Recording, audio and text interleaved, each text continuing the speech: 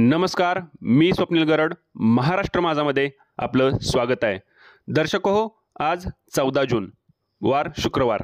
आज सकाळी 6 वाजता उजनी धरणातील पाण्याची सद्यस्थिती आता आपण जाणून घेऊया.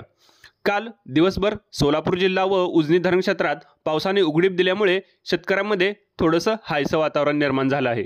कारण पाठीमागील एक आठवड्याभरापासून सततच्या संततधार पावसामुळे शेतकऱ्यांची शेतीची कामे खोळंबली होती. असं असलं तरीही दौंड येथून उजनी धरण क्षेत्रात सुरू असलेला पाण्याचा विसर्ग अद्यापही कायम असून 4101 क्युसेक एवढ्या प्रमाणात पाणी भीमा नदीमध्ये सोडण्यात येत आहे. त्यामुळे उजनी धरणाच्या पाणी पातळीत वाढ झालेली असून 51.18% एवढी पाण्याची नोंद झालेली आहे. म्हणजेच कालच्यापेक्षा 1.6% एवढ्या पाण्याची वाढ उजनी धरण क्षेत्रात नोंदवली गेलेली आहे.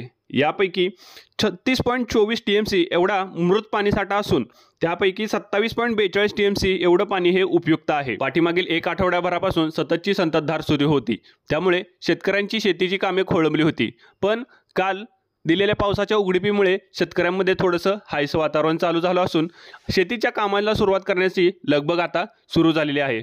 असं असलं तरीही पुणे व परिसरात अद्यापही पावसाचा जोर कायम असून उजनी धरण क्षेत्राच्या पाण्यामध्ये आणखी वाढ होण्याची शक्यता असून ते लवकरच अधिकच्या दिशेने वाटचाल करत असून शेतकऱ्यांमध्ये त्याबद्दल आशा आहेत. या अशाच अचूक व आश्वासक उजनी पाण्याविषयीच्या बातम्यांसाठी तुम्ही पाहत राहा महाराष्ट्र माझा न्यूज.